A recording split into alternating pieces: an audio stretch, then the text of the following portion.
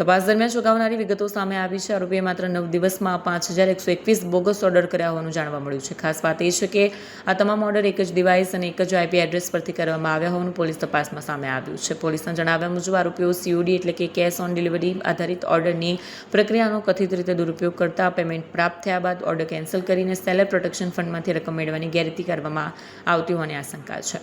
આ કેસમાં આરોપીઓના કનેક્શનની તપાસ પણ ચાલી રહી છે. પ્રાથમિક તપાસમાં ટેલિગ્રામ મારફતે ઝારખંડના જામતાડા સાથે જોડાયેલા સાયબર ગેંગના સભ્યો સાથે સંપર્ક હોવાની કડી મળી હોવાનું જાણવા મળ્યું છે. સાયબર ક્રાઇમ પોલીસે સમગ્ર નેટવર્કની તપાસ તેજ કરી છે. એક જ ડિવાઇસ અને આઈપી પરથી થયેલા હજારો ઓર્ડર પાછળ કોણ કોણ સંડોવાયેલું છે, રકમની હેરફેર કેવી રીતે કરવામાં આવી અને લોકોએ કે કંપનીઓ પણ આ ગોટાળાનો ભોગ બન્યા છે કે કેમ તે અંગે તપાસ હાથ ધરવામાં આવી છે.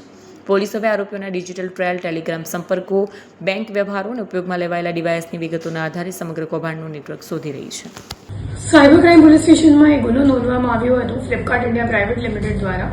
આ કેસમાં ફ્લિપકાર્ટની સામે એવી હકીકત આવી કે ડિસેમ્બર મહિનામાં એક સુખવિલાસ ક્રિએશન નામની સેલર આઈડીમાં એક સાથે ફ્રોડ્યુલન્ટ ઓર્ડર પ્લેસ કરવામાં આવ્યું હતું 5121 ઓર્ડર્સ. અને એમનું એમ કહેવામાં આવ્યું હતું કે અમારી જે સેલર પ્રોટેક્શન ફંડ છે તો એ પોલિસીની દુરુપયોગ કરવા માટે સેલર દ્વારા ખોટી ઓર્ડર્સ ઊભો કરવામાં આવ્યું છે. તો આ બાબતે આપણી જે NR પટેલ સાહેબની ટીમ છે એમની દ્વારા ડીપમાં ઇન્વેસ્ટિગેશન કરવામાં આવી અને આખું ટેકનિકલ વર્કઆઉટ કરીને ખબર પડી કે સેમ જ મતલબ એક જ કસ્ટમર આઈડી, આઈપી એડ્રેસ અને એક જ મોબાઈલ નંબર દ્વારા અને એક જ ડિવાઇસથી તમામ ઓર્ડર્સ પ્લેસ કરવામાં આવી હતી. અને છેલ્લા 9 દિવસમાં 5121 ઓર્ડર પ્લેસ કરીને જે સેલર પ્રોટેક્શન ફંડની પોલિસી છે ફ્લિપકાર્ટની એનો દુરુપયોગ કરીને ફ્લિપકાર્ટ સાથે 42 લાખ રૂપિયાની છેતરપિંડી કરવામાં આવી છે. આ જે સેલર પ્રોટેક્શન પોલિસી છે ફ્લિપકાર્ટની, આમાં એવું છે કે એ લોકો જ્યારે આપણી રિટર્ન વિન્ડો, અગર તમે કોઈ કસ્ટમર ઓર્ડર પ્લેસ કરે તો એમની પાસે 7 દિવસનો રિટર્ન વિન્ડો હોય, પણ એ લોકો સેલરને 3 જ દિવસમાં પૈસો આપી દે છે.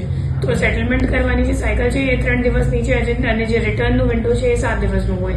તો એમાં જે આપણો મુખ્ય આરોપી છે આશવ, તો એમને આ જે પોલિસી છે એમને દુરુપયોગ કરીને તમામ ઓર્ડર્સ 5121 ઓર્ડર્સ કેશ ઓન ડિલિવરીનો ઊભો કરીને 3 દિવસમાં પેમેન્ટ લઈ લીધું અને 4થા દિવસમાં તમામ ઓર્ડર્સને કેન્સલ પણ કરી દીધું. અને કેન્સલ કરવાથી જે ફ્લિપકાર્ટ છે એમને પોતાનું પૈસા નથી મળ્યું, પણ એમને ફ્લિપકાર્ટથી 42 લાખ રૂપિયા જે ઓર્ડરનું હતું એ તમામ મળી ગયું. આ સમગ્ર ઘટના જ્યારે સામે આવી તો ફ્લિપકાર્ટ દ્વારા એપ્રિલ મહિનામાં આ જે સેલર છે એમને બ્લેકલિસ્ટ કરવામાં આવ્યું હતું અને અહીંયા ફરિયાદ નોંધાવવામાં આવી હતી. તો આ તપાસમાં આવું સામે આવ્યું છે કે જે આશફ છે એમની સાથે આ 4 અન્ય આરોપી આમાં સંડોવાયેલ છે. આશફનો જે ભાગીદાર છે રક્ષિત, તો એ એકચ્યુઅલી જે બેંક એકાઉન્ટ, જે ખાતામાં ટ્રાન્ઝેક્શન થયું છે 2,46,00,000નું 10 મહિનામાં, તો એ બેંક એકાઉન્ટ રક્ષિતના નામ પર છે અને મોબાઈલ નંબર પણ એમનો જ રજિસ્ટર્ડ છે અને બંને છેલ્લા 2 વર્ષથી ઈ કોમર્સનું કામ કરે છે અને ભાગીદાર છે. ત્રીજો જે માણસ છે એમનું નામ છે ભૌતિક ઠુંબર અને જે ખોટો ઓર્ડર ઊભો કરવા માટે આશવે જેનું હેલ્પ લીધું, મદદ લીધી,